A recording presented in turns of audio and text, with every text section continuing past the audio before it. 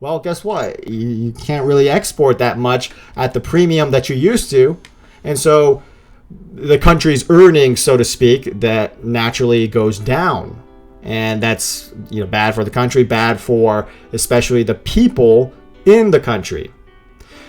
So I don't think with this polarization that you're experiencing, not only in Russia, but in many parts of the world like China or other emerging markets, I don't think that's very sustainable. I would say it's questionable that Michael Kors would just keep doing better and better and better year in and year out. Even they admitted that it's going to be a challenging environment. A lot of the retailers CEOs are saying that it is going to be a challenging environment because they know that a lot of the market valuation that has been propped up in recent months is due to a lot of the technical dynamics. I'll give you another example of technical dynamics that's propping up these retail stocks is the short float.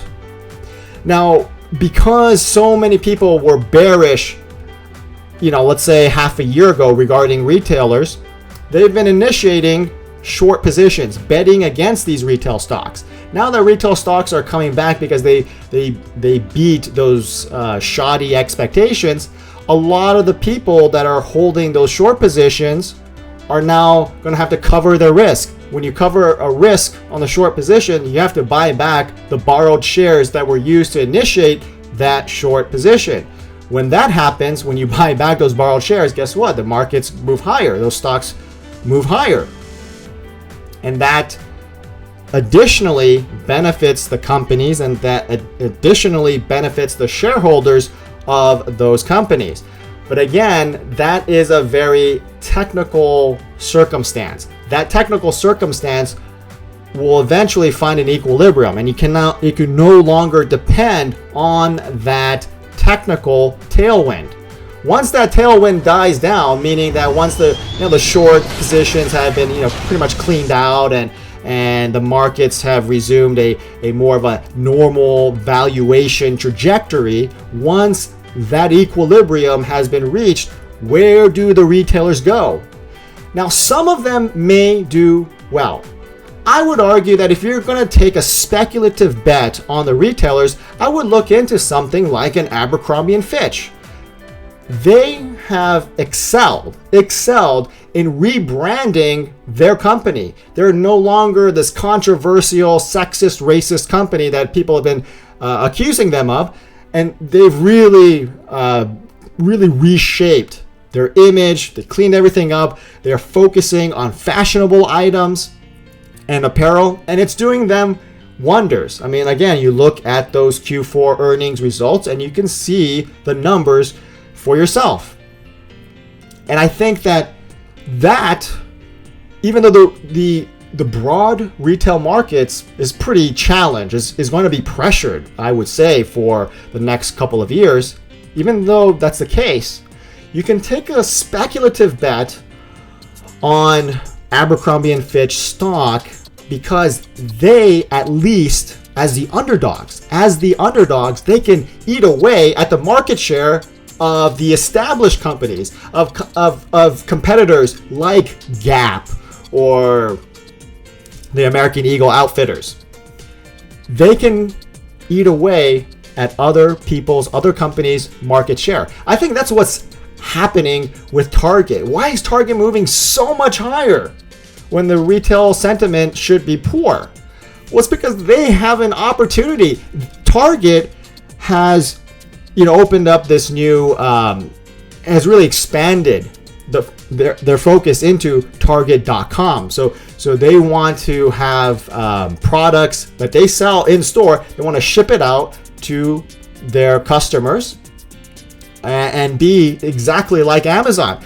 Well, it's interesting that while February was a tremendous year for Target, Amazon, it wasn't that good. I mean, they've had some recent pops, Amazon, in recent days, but overall, that stock is sliding. Okay, on a year-to-date basis, and even against for February, that stock is sliding, whereas Target is rising. But it's interesting to note that the net difference, when you look at it from retail demand as a country, the net difference is zero, essentially. All that was accomplished was Target bid into Amazon's market share and took a bit of the pie of Amazon. But you didn't create a bigger pie. That's the thing. A lot of people like to say that, Target, I'm sure the Target executives saying, we're just expanding our audience, our consumer base. You're not expanding shit. What you're doing is eating Amazon shit. That's what you're doing. Okay, I mean, it's great for the shareholders. For the short term, it's great for the shareholders. But I have to say that you are deluding yourself if you're thinking that the Target business model is somehow like God's chosen business model that he bestowed upon Target. You've got to be shitting yourself. Seriously. You're just taken away from your competitor. Nothing wrong with that. I mean, that is what is capitalism. But to imply, as the government is doing, to imply that is somehow growing the economic base. I mean, come on. This is just really simple math, okay? The earnings of the country have not changed. You're just shifting the allocation of where you're taking it from, but the actual base has not changed, and that is a problem. That is going to be a problem. That's going to be a challenge. Whoever is going to be in office in 2016 and moving forward, it's going to be a challenge. How are you going to expand the base, not just decide allocation between different subsections?